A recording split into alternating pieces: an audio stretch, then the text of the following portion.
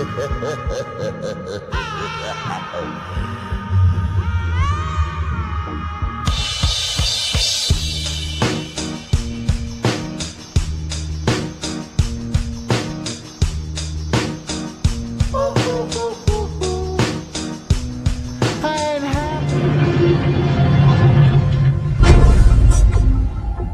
make a magical sigil, you first write down your desire or spell.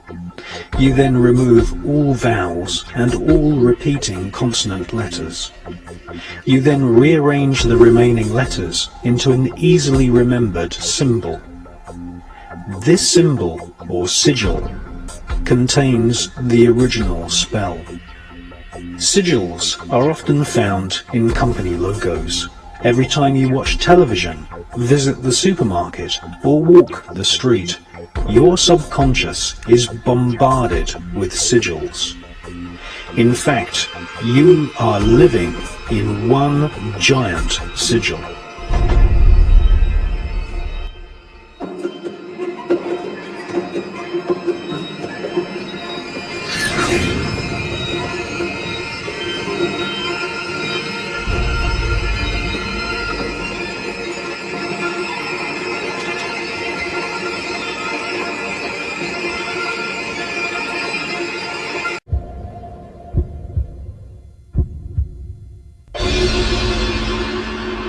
Symbols are used by Masonic lodges, witch covens, Satanists and alchemists to directly access parts of the brain which respond to strong shapes and colours.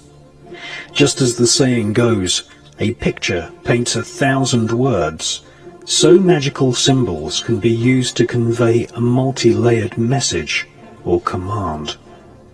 The use of symbols to convey the desire or will of the magician is generally referred to as sigil magic.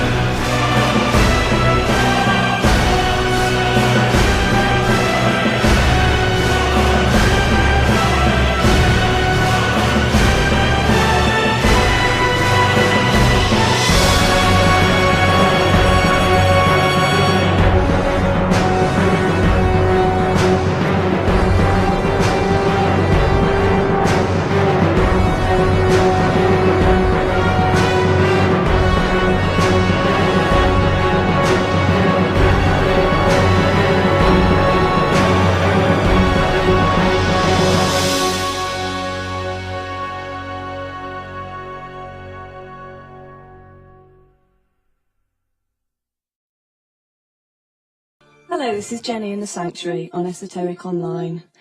This week I've got Steve Mitchell with me, who's becoming a bit of a regular feature on the show, and today he's going to talk to us about earth energies and ley lines. Hi, Steve. Hi, Jenny.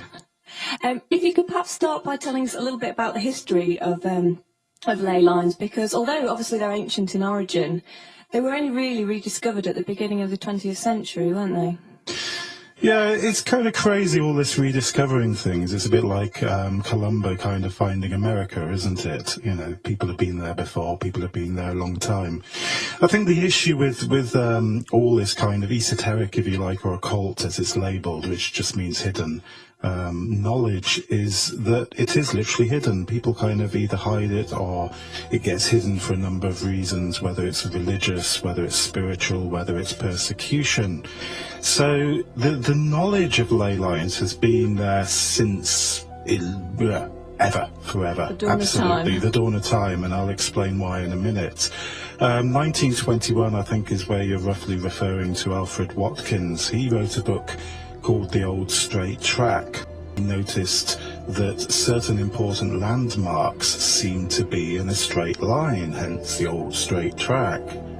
Now, when you're talking about landmarks, you're talking about prehistoric sites, aren't you? Absolutely, and kind of not as well, because then there's another key in. Prehistoric sites in terms of stone circles, burial mounds, cairns and so forth. Added on top of that, churches, crossroads, tracks, hills, roads, hills, high grounds. The list goes on and on. The list goes on and on, really, yeah, absolutely.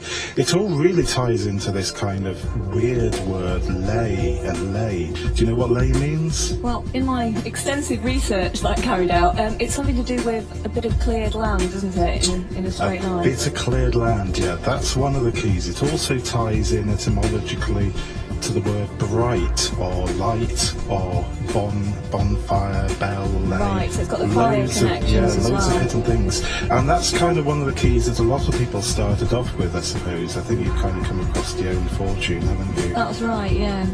In the Goat Book God, I think she was one of the first to put forward the more mystical side of the ley line, and the fact that there could be a power or an energy attached to it.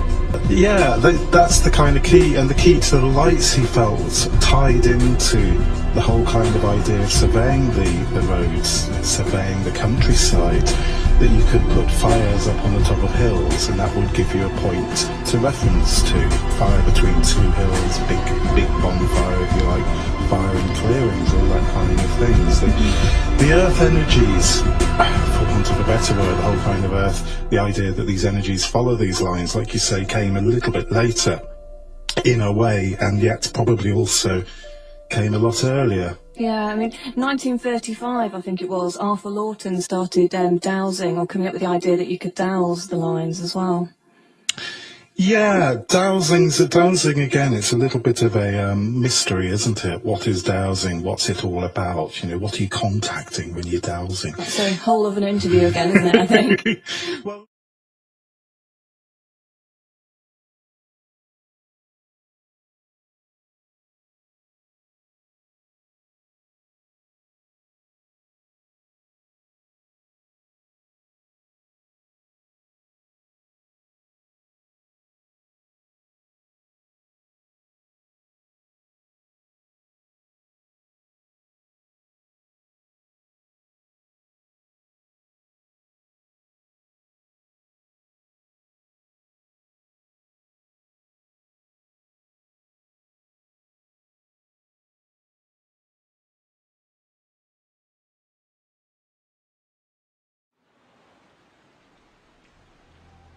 what am I supposed to do?